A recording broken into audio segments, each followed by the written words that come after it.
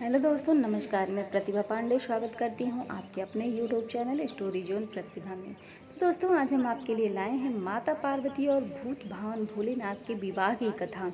क्या आप माता पार्वती और भूत भावन भोलेनाथ के विवाह की कथा के बारे में जानते हैं?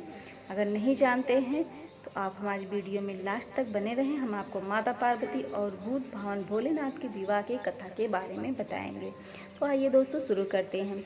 तुलसीदास जी कहते हैं, शिव पार्वती के विवाह की इस कथा को जो स्त्री पुरुष कहेंगे और गाएंगे वे कल्याण के कार्यों और विवाह आदि मंगलों में सदा सुख पाएंगे। यह उमा शंभु विवाह जिन नर नारी कही जे गावे, कल्याण काज विवाह मंगल सर्वदा सुख ही पावे।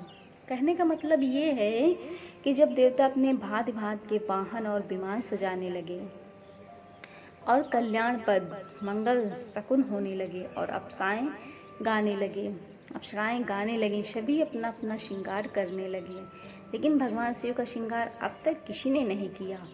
शिव ही शंभु बन करहि श्रृंगारा, जटा मुकुट अहि मोर सवारा, कुंडल कानन पहिरे व्याला, तन विभूति पट के हरि चाला।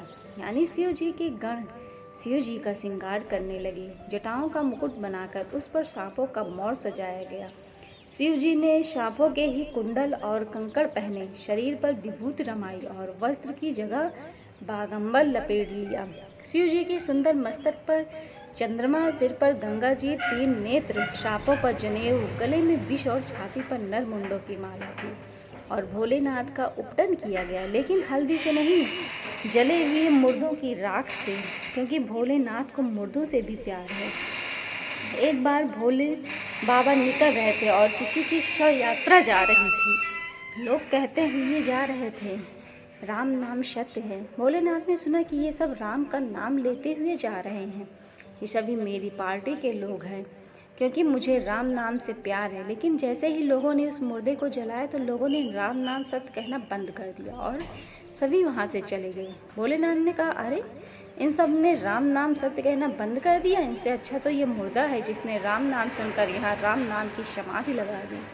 मुझे तो इनकी चिंता से ही, इनकी भस्म से ही प्रेम है, इसलिए मैं इसकी भस्म को अपने शरीर पे धारण करूँगा। इस हाथ में एक हाथ में त्रिशूल और दूसरे में डमरू सुशोभित है। शिव जी बैल पर चढ़कर चले, बाजे बज रहे हैं। शिव जी को देखकर देव गानाएं मुस्कुरा रही हैं और कहती हैं कि इस वर के योग्य दुल्हनिया संसार में नहीं मिलेगी। विष्णु और ब्रह्मा देवताओं के समूह अपने अपने वाहनों सांवरिया पर चढ़कर बारात में चले। तब विष्णु भगवान ने सब दिक्पालों को बुलाकर हंसकर ऐसा कहा, सब लोग अपने अपने दल समेत अलग अलग होकर चलो। हे भाई, हम लोगों की यह बारात वर के योग्य नहीं है। क्या पराये नगर में जाकर हंसी कराओगे? विष्णु भगवान की बात सुनकर देवता मुस्कुराए हुए अपनी अपनी सेना सहित अलग हो गए। महादेव जी यह देखकर मन ही मन मुस्कुराते हैं कि विष्णु भगवान के व्यंग्य वचन दिल लगी नहीं छूटते।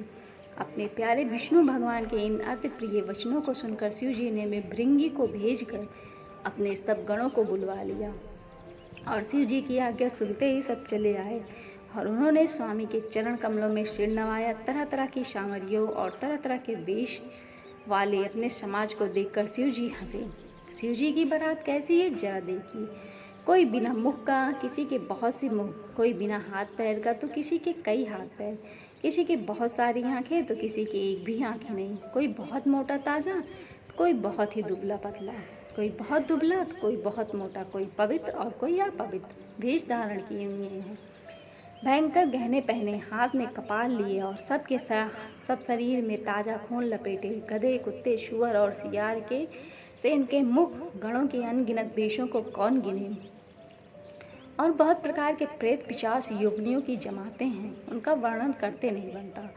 भूत प्रेत नाचते और गाते हैं, वे सब बड़े मौजी हैं, देखने में बहुत ही बड़े ढंगे जान पड़ते हैं और बड़े ही विचित्र ढंग से बोलते हैं। जैसा दूल्हा अब ऐसी ही तो बारात बन गई। आप सोचे रहे होंगे कि भोलेनाथ इन बहुत प्रेत को लेकर क्यों जा रहे हैं। इनके पीछे भी एक कथा है। जिस समय भगवान राम का विवाह हो रहा था, उस समय सभी विवाह में पधारे थे। सभी देवता, सभी गंधर्व इत्यादि। भोलेनाथ भी विवाह में दर्शन करने के लिए चले जा रहे थे। तभी भोले बाबा ने देखा कि कुछ लोग मार्ग में बैठकर रो रहे थे। शिव कृपा के धाम हैं और करुणा करने वाले हैं। भोलेनाथ ने उनसे पूछा कि तुम क्यों रो रहे हो? आज तो मेरे राम का विवाह हो रहा है, आप रो रहे हो? राम जी की विवाह में नहीं चल रहे हो? वो बोले, हमें कौन लेकर जाएगा, हम अमंगल हैं, हम अपशगुन हैं। दुनिया के घर में कोई भी शुभ कार्य हो तो हमें कोई नहीं बुलाता। भोलेनाथ का हृदय करुणा से भर गया। तुरंत बोल पड़े कि कोई बात नहीं, राम विवाह में मत जाना, पर मेरे विवाह में तुम्हें पूरी छूट होगी। तुम सारे अमंगल अपशगुन आ जाना। इसलिए आज सभी मौज मस्ती से शिव विवाह में झूमते हुए जा रहे हैं। बारात को नगर के निकट आई सुनकर नगर में चहल पहल मच गई, जिसमें उनकी शोभा बढ़ गई। अगवानी करने वाले लोग बनाव श्रृंगार करके तथा नाना प्रकार की सामग्रियों को सजाकर आदर सहित बारात को लेने चले। देवताओं के समाज को देखकर सब मन में प्रसन्न हुए और विष्णु भगवान को देखकर तो बहुत ही सुखी हुई। किंतु जब भी शिव जी के दल को देखने लगी तब सब वाहन सामग्रियों के हाथी घोड़े रथ के बैल आदि डरकर भाग चले। क्या कहें, कोई बात कही नहीं जाती।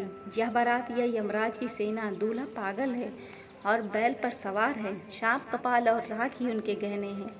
दूल्हे के शरीर पर राख लगी है, सांप और कपाल के गहने हैं। वह नंगा जटाधारी और भयंकर है।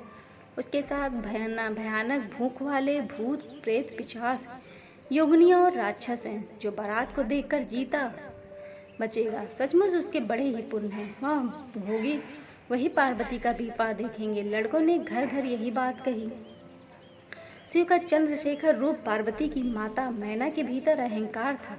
आज भोलेनाथ इस अहंकार को नष्ट करना चाहते हैं। इसलिए उन्होंने भगवान विष्णु और ब्रह्मा जी से कहा, आप दोनों मेरी आज्ञा से अलग अलग गिरिराज के द्वार पर पहुंचिए। शिव जी की आज्ञा मानकर भगवान विष्णु सबसे पहले हिमवान के द्वार पर पधारे। मैंने पार्वती जी की माता ने शुभ आरती सजाई और उनके साथ की स्त्रियां उत्तम मंगल गीत गाने लगी। सुंदर हाथों में सोने का थाल सुशोभित है। इस प्रकार मैना हर्ष के साथ शिव जी का परिचय करने चली गई। जब मैना ने विष्णु के अलौकिक रूप को देखा तो प्रसन्न होकर नारद जी से पूछा, नारद, क्या ये मेरी ही शिवा के शिव हैं? नारद जी बोले, नहीं, ये तो भगवान है, श्री हरि हैं। पार्वती के पति तो भी अलौकिक हैं, उनकी शोभा का वर्णन नहीं हो सकता। इस प्रकार एक एक देवता आ रहे हैं। मैना उनका परिचय पूछती हैं और नारद जी उनको शिव का सेवक बताते हैं। फिर उसी समय भगवान शिव अपने शिव गणों के साथ पधारे और सभी विचित्र वेशभूषा धारण किए हुए हैं। कुछ के मुख ही नहीं और कुछ के मुख ही मुख हैं। इनके बीच में भगवान शिव अपने नाग के साथ पधारे। अब भोले बाबा से द्वार पर शगुन मांगा गया। भोले बाबा बोले कि भैया, शगुन क्या होता है? किसी ने कहा कि आप अपनी कोई प्रिय वस्तु को दान में दीजिए। भोले बाबा ने अपने गले से सर्प उतारा और उस स्त्री के हाथ में रख दिया जो शगुन मांग रही थी। वही मूर्छित हो गई। इसके बाद जब महादेव जी को भयानक वेश में देखा तब स्त्रियों के मन में बड़ा भारी भय उत्पन्न हो गया। बहुत ही डर के मारे भाग कर वे घर में घुस गई और शिव जी जहाँ जनवासा था वहाँ चले गए। कुछ डर के मारे कन्या पक्ष मैना जी वाले मूर्छित हो गए। जब मैना जी को होश आया तो रोते हुए कहा, चाहे कुछ भी हो जाए, मैं इस बेस में अपने बेटे का विवाह शिव से नहीं कर सकती। उन्होंने पार्वती से कहा, मैं तुम्हें लेकर पहाड़ से गिर पड़ूंगी, आग में जल जाऊंगी, समुद्र में कूद पड़ूंगी, चाहे घर उजड़ जाए और संसार घर में अपकीर्त फैल जाए, पर जीते जी मैं इस बावले वर से तुम्हारा विवाह न करूंगी। नारद जी को बहुत सुनाया। मैंने नारद का क्या बिगाड़ा था जिन्होंने मेरा बसता हुआ घर उजाड़ दिया और जिन्होंने पार्वती को ऐसा उपदेश दिया कि जिससे अपने बावले वर के लिए तप किया। सचमुच उनके ना किसी का मोह है, न माया, न उनके धन है, न घर और न स्त्री ही है। वह सबसे उदासीन हैं, इसी से वे दूसरे का घर उजाड़ने वाले हैं। उन्हें ना किसी की लाज है, न डर है। भला बाज स्त्री प्रसव की पीड़ा को क्या जाने। यह सब सुनकर पार्वती अपनी माँ से बोली, हे माता, कलंक मत लो, रोना छोड़ो, या अवसर विषाद करने का नहीं। मेरे भाग में जो दुख सुख लिया है उसे मैं जहाँ जाऊंगी वहीं पाऊंगी। पार्वती जी की ऐसे बिने भने कोमल वचन सुनकर सारी स्त्रियां सोच करने लगी और भांत भांत से विधाता को दोष देकर आंखों से आंसू बहाने लगी। फिर ऐसा कहकर पार्वती शिव के पास गई और उन्होंने निवेदन किया, हे भोलेनाथ, मुझे सभी रूप और सभी वेश में स्वीकार हो, लेकिन प्रत्येक माता की इच्छा होती है कि उनका दामाद सुंदर हो। तभी वहाँ विष्णु जी आ जाते हैं और कहते हैं, पार्वती जी, आप चिंता मत कीजिए, आज तो भोले बाबा का रूप बनेगा, उसे देखकर सभी दंग रह जाएंगे। आप ये जिम्मेदारियाँ मुझ पर छोड़ दीजिए। अब भगवान विष्णु ने भगवान शिव का सुंदर श्रृंगार किया और सुंदर वस्त्र पहनाए। करुण को आप कामदेव को लज्जित करने वाला रूप बनाया। भोले बाबा के इस रूप को आज भगवान विष्णु ने चंद्रशेखर नाम दिया। बोलिए चंद्रशेखर शिव जी की जय।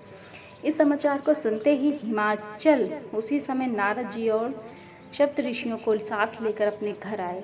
तब नारद जी ने पूर्व जन्म की कथा सुनाकर सबको समझाया और कहा कि हे मैना, तुम मेरी सच्ची बात सुनो। तुम्हारी यह लड़की साक्षात जगत जननी भवानी है। पहले ये दक्ष के घर जाकर जन्मी थी, तब इसका नाम सती नाम हुआ था और यह बहुत सुंदर शरीर पाया था। वहाँ भी सती शंकर जी से ही ब्याही गई। एक बार मोहवंश इन्होंने शंकर जी का कहना नहीं माना और भगवान राम की परीक्षा ली। भगवान शिव ने इनका त्याग कर दिया और इन्होंने अपनी देह का त्याग कर दिया। फिर इन्होंने आपके घर पार्वती के रूप में जन्म लिया। ऐसा जानकर संदेह छोड़ दो, पार्वती जी तो सदा ही शिव जी की प्रिया हैं, अर्धांगिनी हैं। और आप ये भी चिंता न करो कि भोले बाबा का रूप ऐसा है।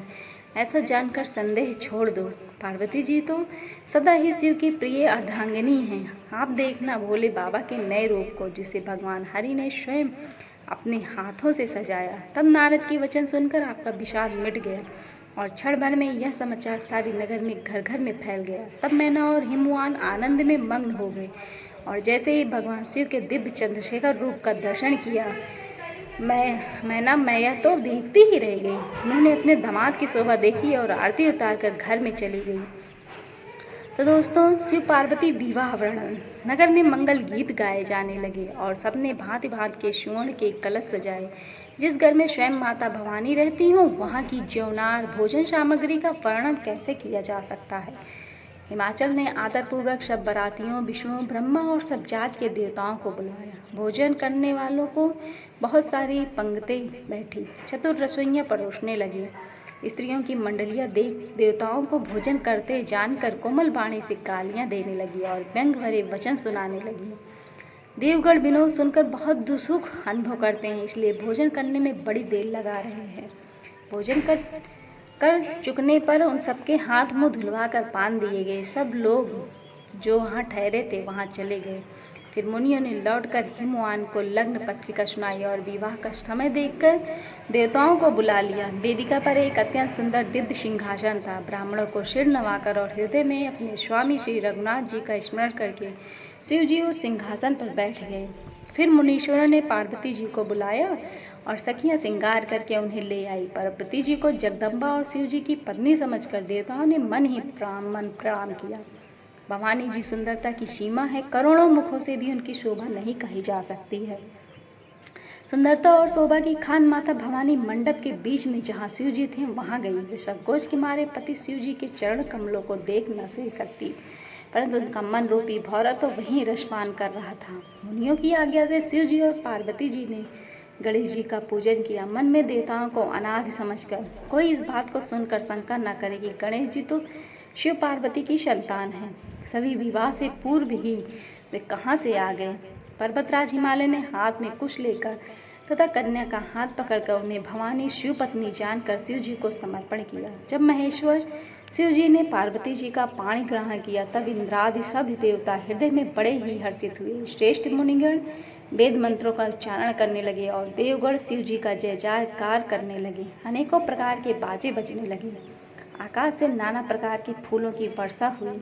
शिव पार्वती का विवाह हो गया। सारे ब्रह्मांड में आनंद भर गया और बहुत प्रकार का दहेज देकर फिर हाथ जोड़कर हिमाचल ने कहा, हे शंकर, आप पूर्ण काम है, मैं आपका क्या दे सकता हूँ। इतना कहकर वे शिव जी के चरण कमल पकड़ कर रह गए।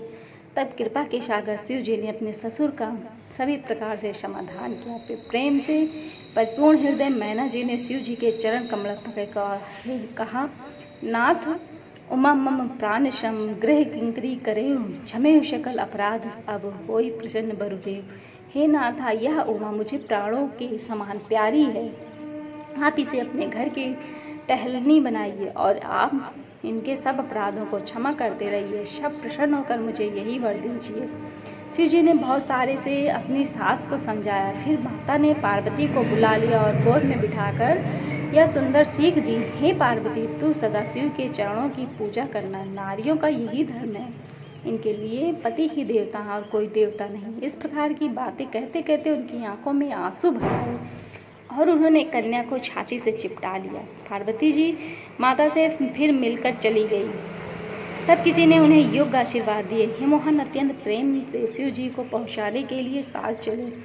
वृषकेतु शिव जी ने बहुत तरह से उन्हें संतोष कराकर विदा किया और पर्वतराज हिमालय तुरंत घर आए और उन्होंने सब पर्वतों और सरोकारों को बुलवाया। हिमवान ने आदर दान विनय और बहुत सम्मानपूर्वक उनकी विदाई की। जब शिव जी कैलाश पर्वत पर पहुंचे तो सब देवता अपने अपने लोकों को चले गए। तुलसीदास जी कहते हैं कि पार्वती जी और शिव जी जगत के माता पिता हैं, इसलिए मैं उनके श्रृंगार का वर्णन नहीं करता। शिव पार्वती विविध प्रकार के भोग विलास करते हुए अपने गणों सहित कैलाश पे रहने लगे। वे नित्य नए विहार करते थे। इस प्रकार बहुत समय बीत गया। तब 6 मुख वाले पुत्र स्वामी कार्तिक का जन्म हुआ, जिन्होंने बड़े होने पर युद्ध में तारकासुर को मारा। वेद शास्त्र और पुराणों में स्वामी कार्तिकेय के जन्म की कथा प्रसिद्ध है और सारा जगत उसे जानता है। तुलसीदास जी कहते हैं, शिव पार्वती के विवाह की इस कथा को जो स्त्री पुरुष कहेंगे और गाएंगे वे कल्याण के कार्यों और विवाहादि कार्यों में मंगलों में सदा सुखी रहेंगे। यह उमा शंभु विवाह जिनर नारी कही जिगावे कल्याण काज विवाह मंगल सर्वदा सुख पावे। तो दोस्तों, आपको हमारे द्वारा बताई गई ये कहानी शिव पार्वती के विवाह की कथा कैसी लगी, आप कमेंट में ज़रूर बताइएगा और हमारे चैनल को लाइक शेयर सब्सक्राइब भी करिएगा और हो सके तो लास्ट में बेल आइकन भी दबाइएगा, जिससे हमारे इस तरह की कथाओं की जानकारी आपको नोटिफिकेशन के द्वारा मिलती रहे। और आप हमें कमेंट करके बताते रहें कि आपको हमारी कहानी कैसी लगी और आपके द्वारा हमारा प्रोत्साहन बढ़ता रहे। धन्यवाद दोस्तों।